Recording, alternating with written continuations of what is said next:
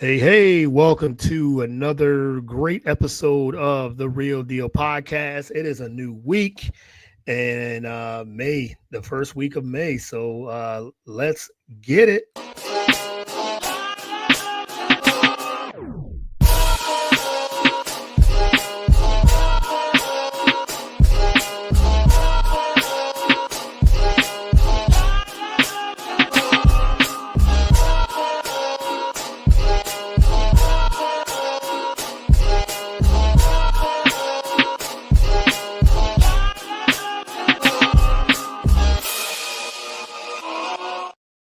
All right, welcome to another great week and a great episode of the Real Deal Podcast. I'm your host, as always, Courtney Harden. Like I said, it's a first week of May, and got a lot of great upcoming guests in this month as well.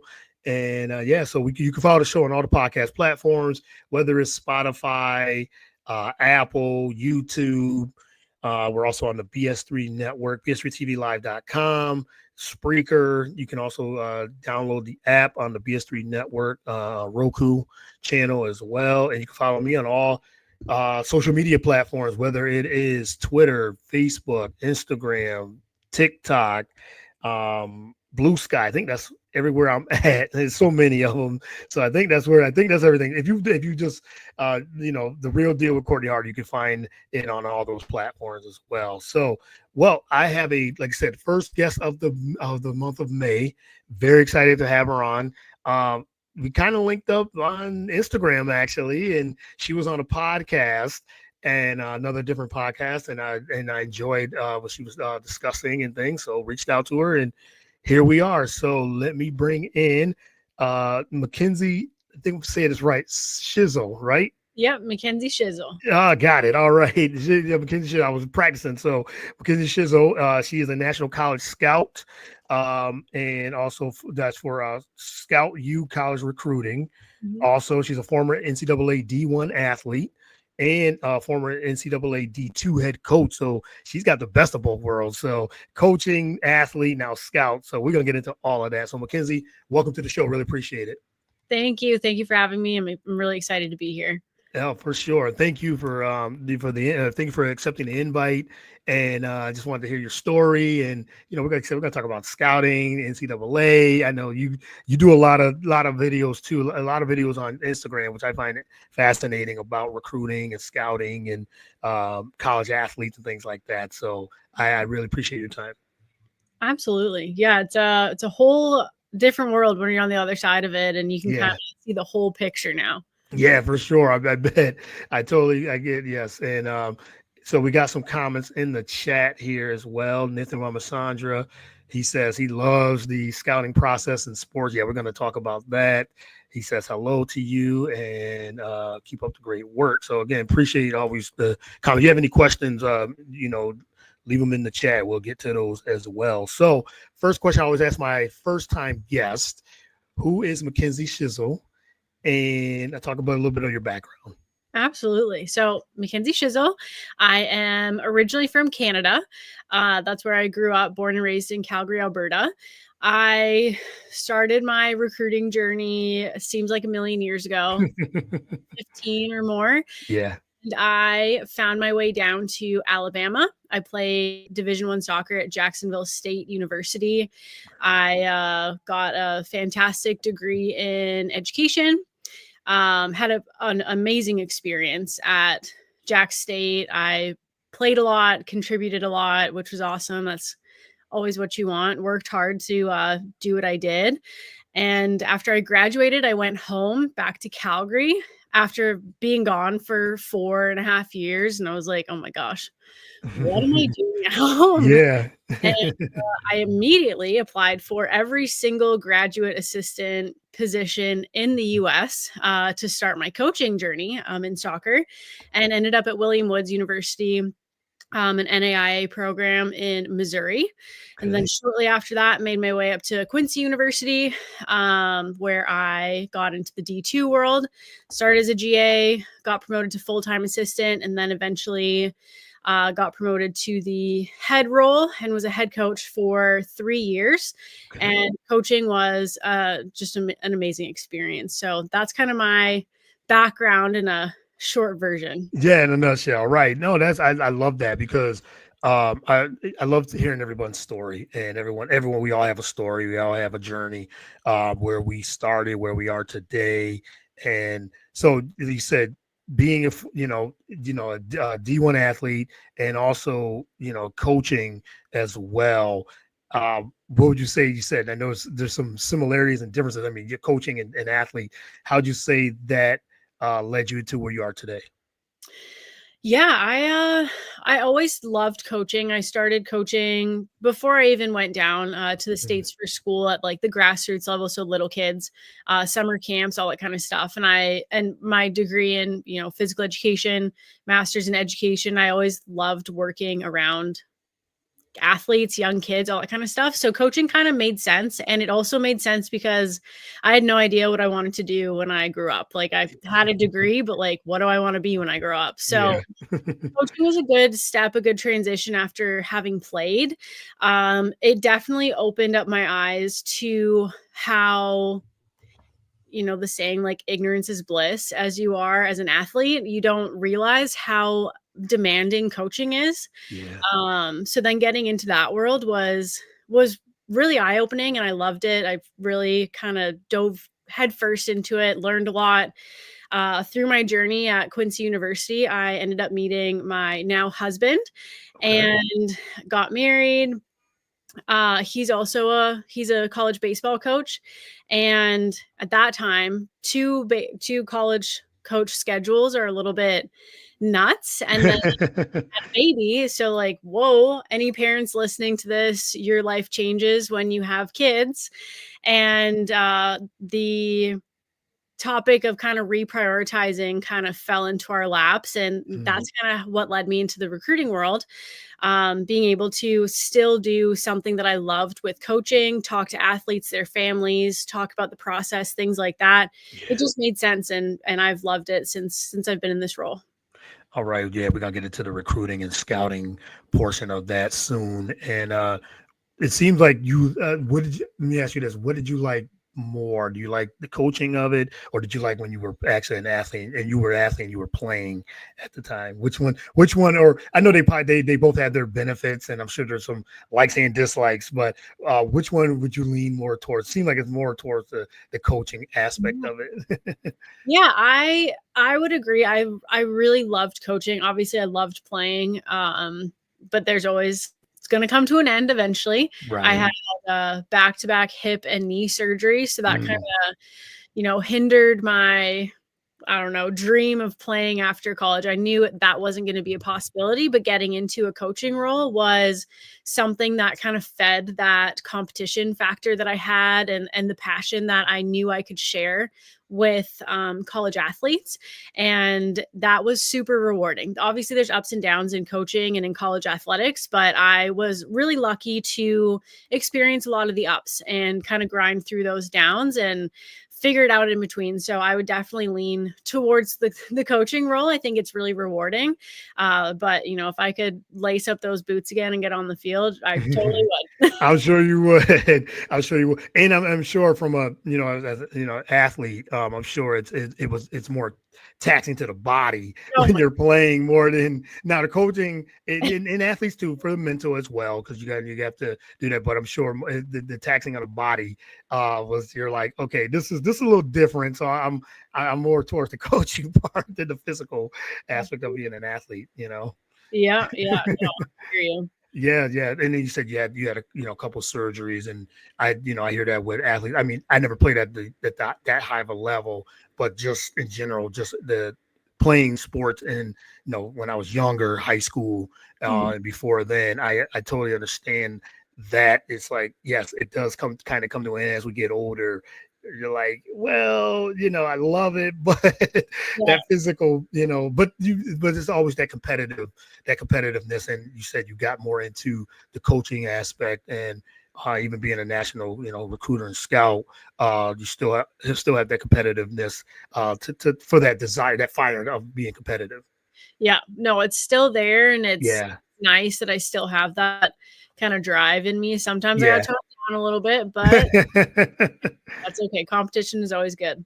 Competition is good. Yes, competition is always very good. So now that you said you're a national scout, national college scout, and recruiter, talk a little about how that, like you said, being a former athlete and coach has helped you become, like I said, where you are today, and what's the day to day like for you, being a college scout and recruiter. I'm sure it varies each day. Yeah. Yeah. So it was a great role for me to jump into where I was also able to be a stay at home mom, which is Mm. nothing I ever pictured my life being ever. And then it kind of happens and you're like, oh my gosh, mom guilt. So I'm lucky that I can do both. Yeah. It is a flexible position that you have to work hard at. You have a lot of athletes and families that are depending on you and need your knowledge and your resource and your time.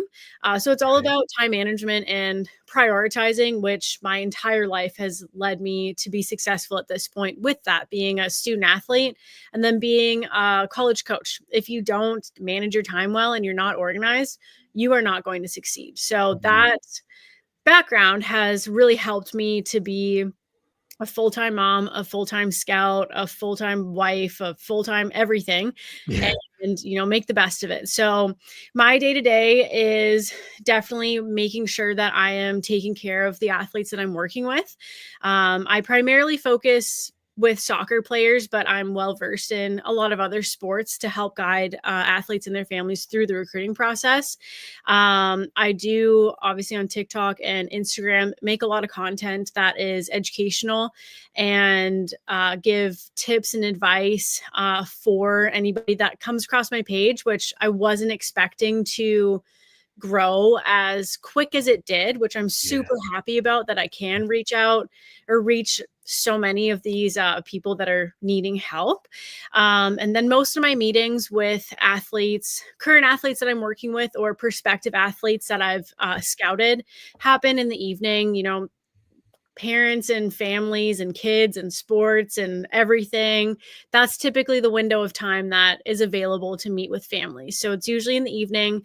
Um, and then everything else is kind of phone, email, text, all that kind of stuff. Whenever I can grab a spare moment to hop on the phone or video chat, I'll Yeah. definitely make the time and make sure that I am available for those people that I'm working with.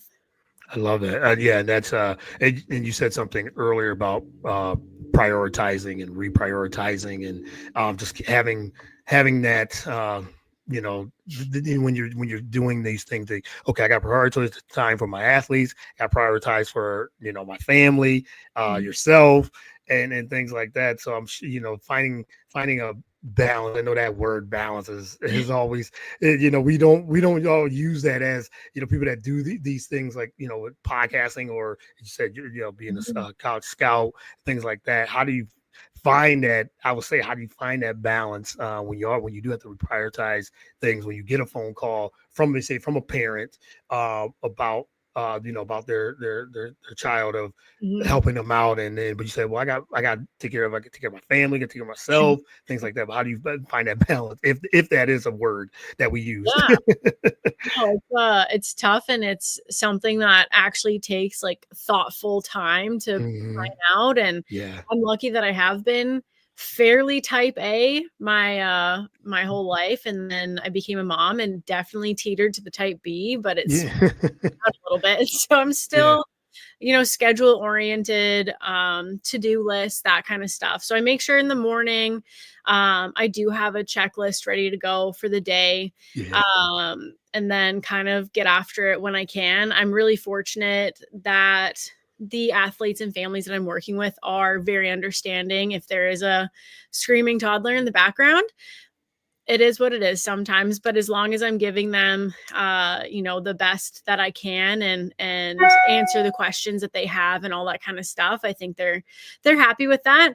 But it is a fine balance, and I don't Yeah. think anybody really masters that thing of balance, because it's all going to be out of sorts, out of rhythm at times. But as long as you can kind of get grounded once in a while, I think you just go from there and do the best you can. Yeah, because a lot of things are, things come right at us that we don't even know what to expect. Different day, each and every, like I said, different day, different times, things happen each and every day. Yeah. The one thing I when I saw on your page that you were talking about giving tips and content and meaningful content. How important is that to you when it comes to giving these tips and like I said, meaningful content on your social media page? Yeah, I think it's really important. And when I first considered starting these reels and TikTok videos and stuff, at first I was like, okay, who's going to listen to this? I'm talking to myself and to a camera. Like, this is weird. But I have firsthand experience of both sides. So, going through the recruiting process myself, which it looks drastically different than Yeah. the recruiting process today Yeah. that I've gone through as a coach. So I thought I do know that I have a lot of knowledge and experience to share, and something that's going to be maybe a little bit more honest than some people come across. I mean, there's a million people like me doing exactly what I'm doing. I'm hoping that I can give the most honest, transparent, Mm. facts and tips that I can to hopefully guide people in the right direction. And I take a lot of pride in that. Hopefully that comes across in my videos, but it is something that I've found to be really helpful to a lot of people that come across with the comments that I get, the reshares, saves, all that kind of stuff. People are finding value in just hearing something that they don't know about. So I think it's been really cool, a really interesting process. I didn't want to do talk and Yeah. stuff like that, but I mean, here we are. It's helpful. I'm sure it's very helpful for a lot of people that are trying to either get into that type of business or just need advice of how to start, who to reach out to. You said you're being transparent and real about, hey, this is how the process goes, and firsthand, as you said, being a former athlete and coach.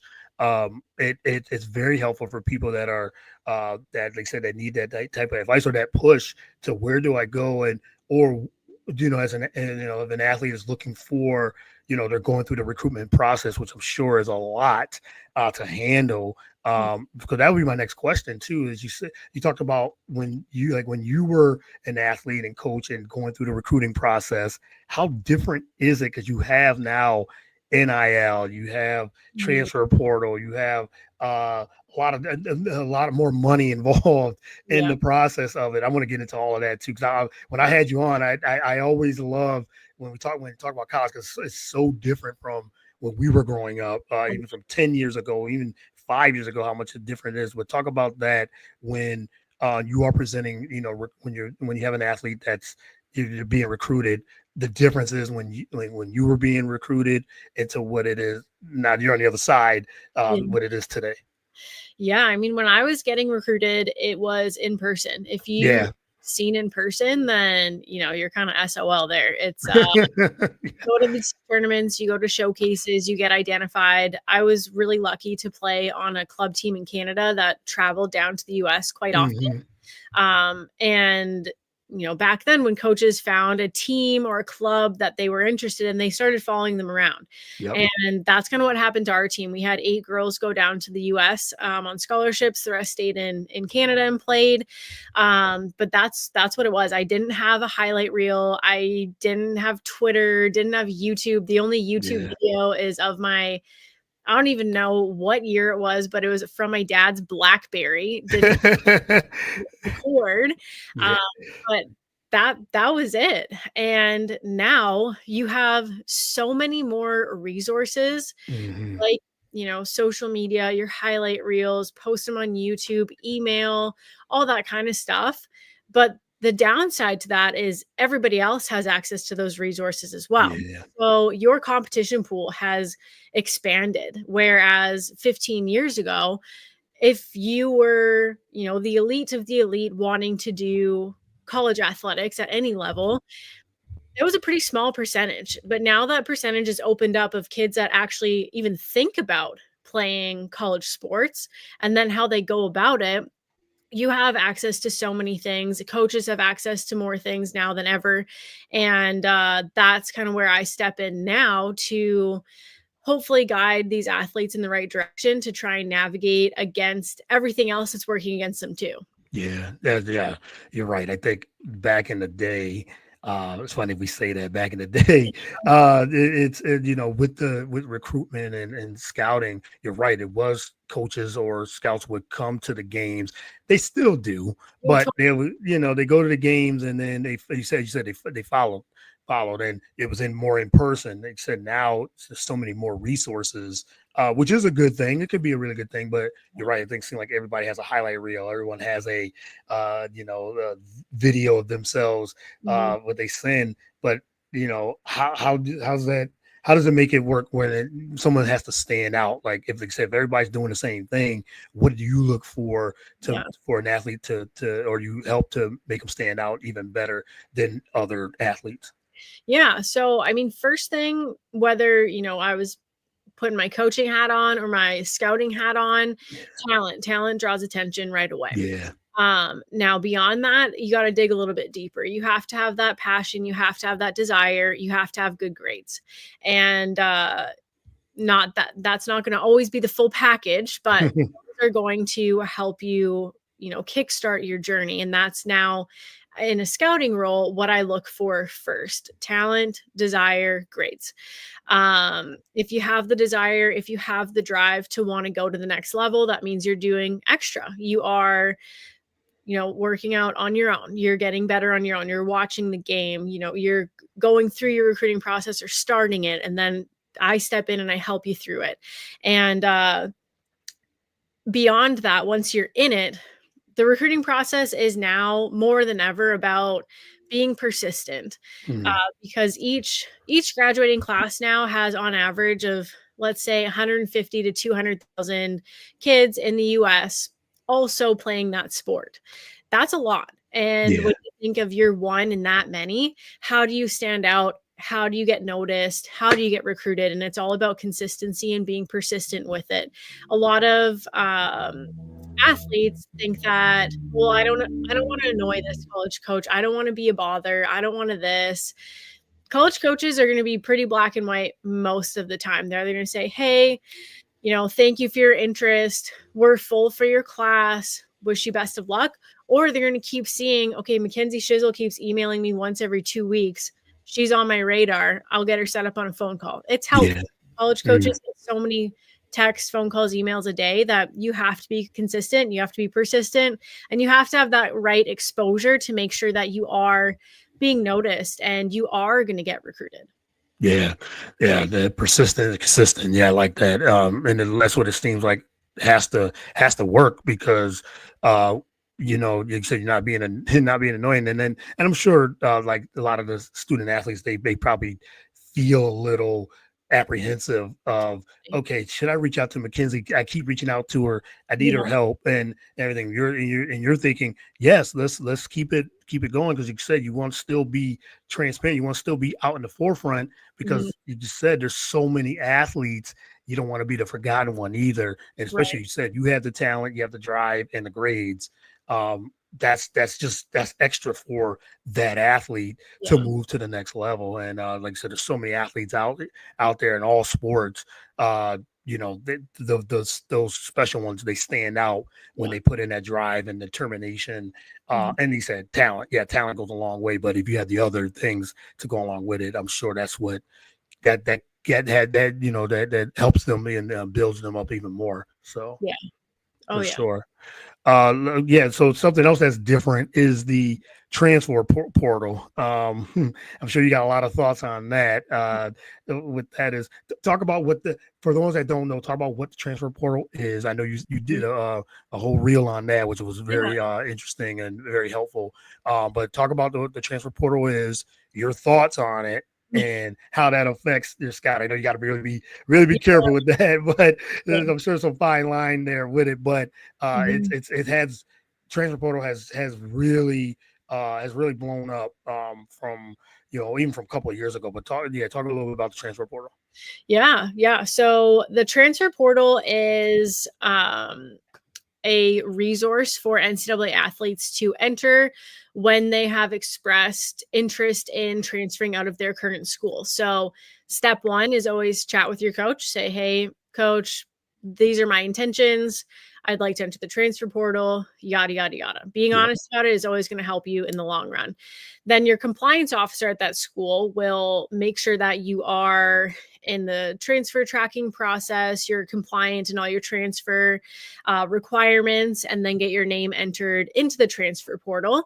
There are specific windows or circumstances in which you can enter your name in the transfer portal. So fall sports and spring sports have a window of time, typically at the end of their seasons, where it opens for about a 30-day window. And then in your non-championship season, so for fall sports, that would be the spring right now. So women's soccer is in their transfer window right now, where you can enter, or circumstances like there's a coaching change, your school closes, things like that is when you can enter. Now, what that does is it enters your name into a database based on your sport, and your name is in there, and not much else. Your name, the sport you play, the school you're leaving, and your email.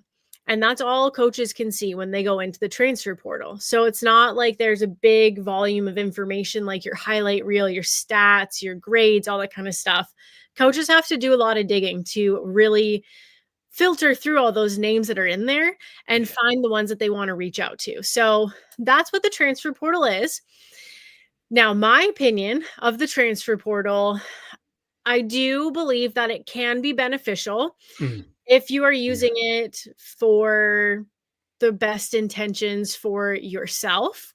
On the other side of that, the grass isn't always greener. And I think a lot of athletes that enter the transfer portal find that out pretty quick, and they either don't make it out, or they're going to a school that maybe wasn't as great as the one that they were at. And I think that's kind of developed a lot of, and I hate to say it, but the entitlement factor in college athletics is that you can hop into this thing and you expect to go somewhere else, but at the school you're leaving, you didn't play, you have no stats recorded, and you have nothing to show for it. So where do you expect to go? And that's a hard reality when maybe you've been fed information about, yourself. Obviously, your parents are going to boost you up, your friends are going to boost you up, that kind of stuff. But you have to be realistic with yourself at some point. And a lot of student athletes figure that out when they're in the transfer portal and it's too late. Now, there's a big percentage of student athletes that enter the transfer portal and do find a great place to transfer to, which is awesome. And I wish that was the case for everybody that enters it. The top of the top in the transfer portal are going to either transfer laterally, so Division 1 to P4 or P4, that kind of stuff. Now, when these transfer portal windows open and anybody at the Division 1 level can enter it, those D2 kids and those D3 kids will immediately get overlooked because it's overflowing with Division 1 names. And I think that's hard for a lot of kids that have decided to make that move in, and they unfortunately won't find a way out. So it can be a great thing. And I think sometimes, it is, which is great. But on the other side of it, it is a big risk. So I think, when kids are thinking about entering, you got to put a lot of thought into it. Like, is this the best move for me? Yeah, very well said. That's a very good explanation of what the transfer portal is and what the thoughts. Because I agree. Just from the outside looking in, just seeing all the all the athletes that do and the students that do transfer to other schools, and then you said sometimes it works out, sometimes it doesn't. It's just like in life in general when you might go to a new job and it might work out, and you're right. Sometimes it's not. The grass is not always green on the other side, and for others it is. And I've seen so many examples of the transfer portal being beneficial because you're right. I think usually one of the main reasons for the transfer portal is when an athlete wants more time, they want more playing time, they want maybe they don't like the school, they don't like coaching, something. There's Mhm. always something that's could be grades, could be something else. It's maybe another environment. So there's always reasons for that. And others want to say, well, I want more opportunity, I want more NIL opportunity, I want to ask Yeah, you about NIL too, because that's part of it, part of the transfer portal and college sports and things like that. That's what's been the topics of over the last few years. But yeah, I agree. I 100% agree with you on the explanation of, sometimes the grass not always greener, and others, hopefully they put a lot of thought in, and it is beneficial for them, yeah. maybe for them and their family, and they get that opportunity. Maybe that 1 year Mhm. they transfer and they have a great year. And they have that great year, and then boom, and then next thing you know, they get drafted and they get other opportunities, and that helps. That works a lot. But I totally agree. Totally. It's a wild world now in the Yeah, it's gotten game. out of hand in some way too. Yep. Some athletes they transfer every year. And it's like I don't know what the eligibility is, how many times it can do it, but you see some athletes just transfer twice, two, three times, and you're thinking, Mhm. okay, they're not settled anywhere. They're looking for something. So what'd you say about that when others? I know everyone's it's different for everybody, but what do you think about that when athletes do transfer two, three times, trying to find? I guess they're just trying to find that right again. Egos involved and Mhm. and things like that. But hopefully they have a good support system that can rein them in and say, hey, we got to settle in if you're trying to get to the next level. Yeah. I've seen it happen so many times. My Mhm. first question is, how are you finishing your degree when you Yeah, yeah, yeah. What about education first? Right, right. Yeah, and then Yeah. the next thing is there's always a reason, and there's always kind of two sides to it.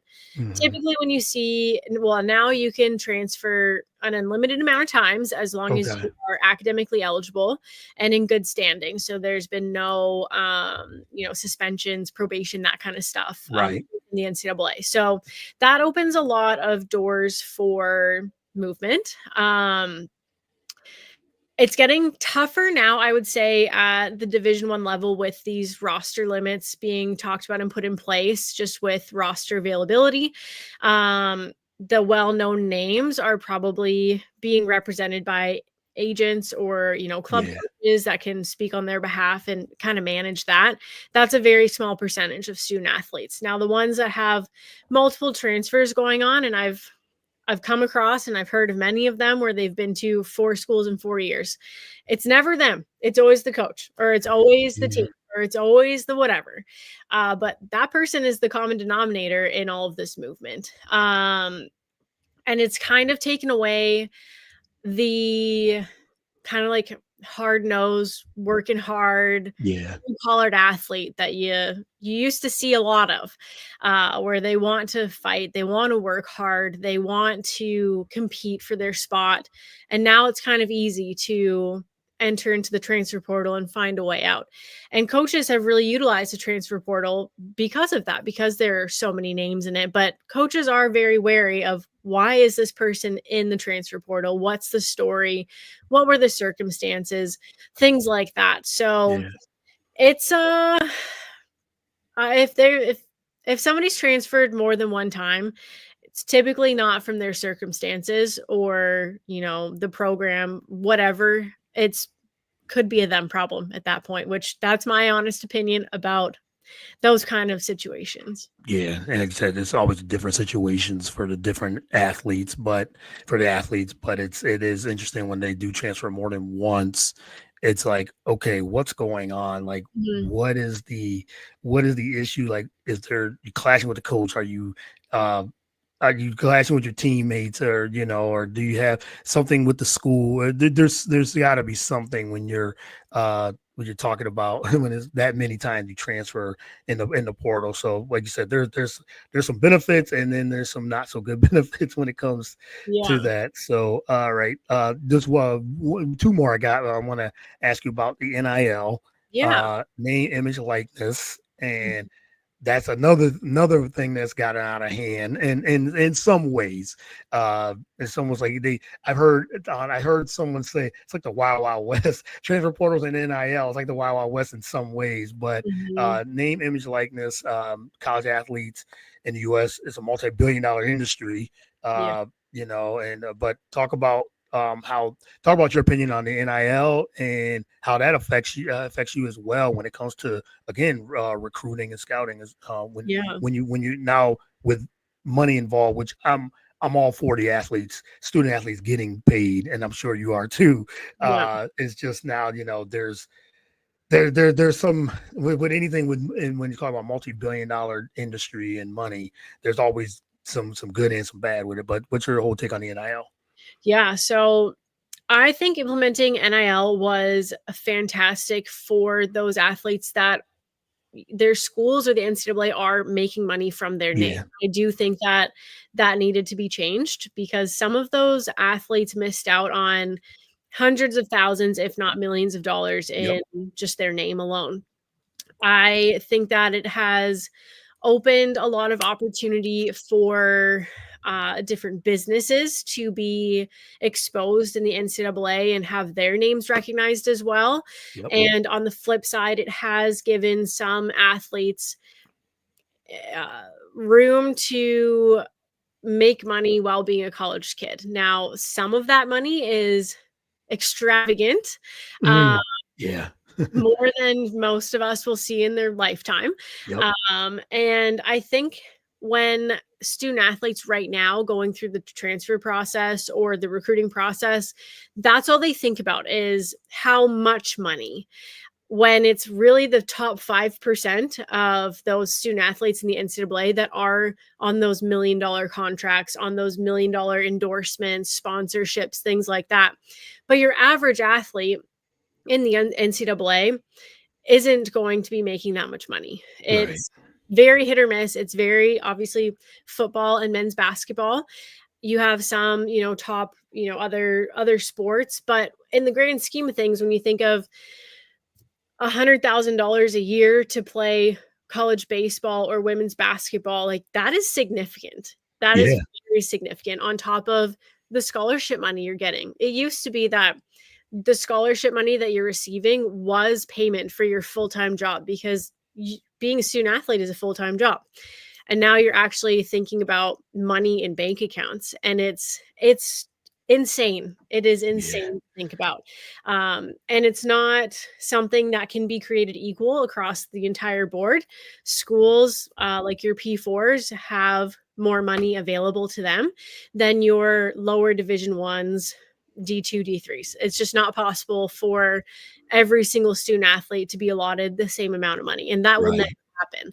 But the availability for the opportunity for some student athletes to receive money through NIL, I think is positive in some ways, but then you kind of see it get out of hand Yeah. where kids are going to get dropped from rosters because their agents are negotiating $1 million deals when they were already on $1 million deal. And that's more than most professional athletes make, or just Right. regular person that's watching college sports. So it's hard to navigate. And with these different rulings that are going through the NCAA settlement, Mm. whatever Yeah. happens with that, I think hopefully we'll have some more clarity of the direction that schools and athletes are going in, and maybe tame it a little bit. But I think as long as there's money involved with direct payment to student athletes, it's going to be a little bit fuzzy for a while.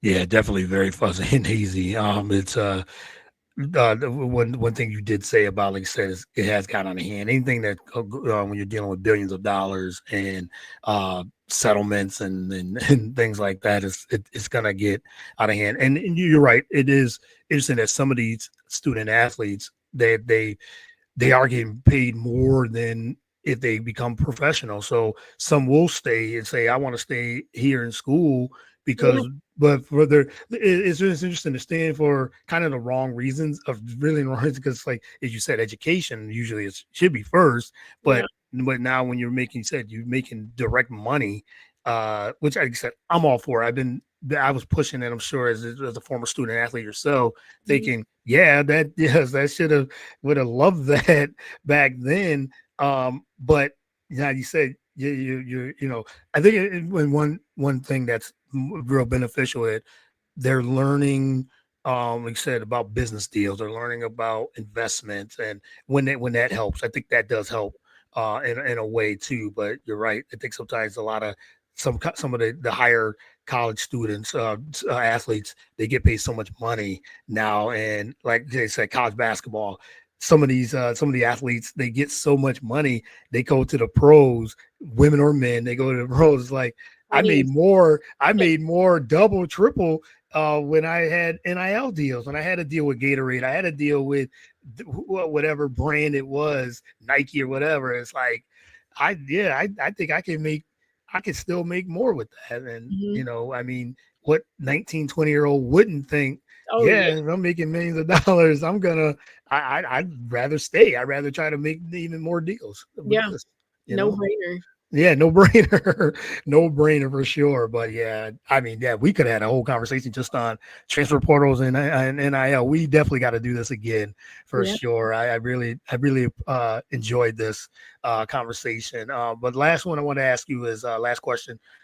Just what is next for Mackenzie within the next, could be for the summer. You take some time off. I know that's probably hard because you're always recruiting, and because you said you got soccer, baseball, whatever it is. Mhm. There's always sports rolling into each Yeah. other. But what is next for Mackenzie within these next, let's say, 3 to 5 months? Yeah.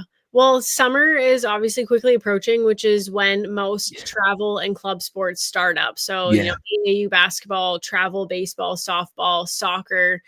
So it's a busy time of the year, especially for upcoming juniors in high school to get their recruiting process really going and get right. some momentum. Transfers, obviously, we can't forget about our junior college transfers. They still exist. Yep. Help them out. I'm going to be out in person a lot more at different events, recruiting live. So that's always really good for me to be able to see these athletes in person, and get a feel for what they have in a live game situation. And then again, keep sharing as much information as I can on social media, have more meetings, seminars, that kind of stuff. And just kind of keep it rolling wherever I can. I'm lucky that I can do this wherever I am, whether it's here in Quincy, Illinois, or when we go home to Canada to visit my family. It's something that can travel with me, and it's awesome to have these kind of conversations all the time too. So that's kind of short term what it looks like. Long term, I'm hoping I can help more athletes get committed. I have 3 recent commitments to different schools in the last couple months from athletes that I was working with, and I have a handful right now that are kind of on the track to gain some more offers, start making those decisions, and that's kind of where it gets really fun. Yeah, I bet. Yeah, I bet for especially for a student athlete, and they're ready to make that decision, and you're there to provide that guidance and help. And I'm sure they really appreciate your help and your transparency Yeah, of where they could do. So, Mackenzie, this has been a lot of fun. Thank you again for doing this. Really appreciate it, and I hope we can do this again and have even just more of a deep, we said, deeper conversation as well. So this was a totally. lot of fun. So let everyone know actually they can find you on social media, follow you, and ask you a question, reach Yeah, out to you on social media. totally. Thank you so much for having me. It was great chatting with you, and hope we can do it again soon. I really Yeah, appreciate it. yeah, for sure. You can follow Mackenzie on Instagram, TikTok, anywhere else, TikTok, Instagram. Twitter, that's about it. Twitter, Mhm. Instagram, Twitter. So if you type in Mackenzie Schissel, I think she's the only one probably in this world, in the world. You to Google, like I said, Google's a good friend, Yep. and you can find information, but you can reach out to you directly through those channels as well. So again, thank you, Mackenzie. Thank you again, and yeah, we'll do this again. Awesome. Thank you so much. All right, thank you. You have a good one.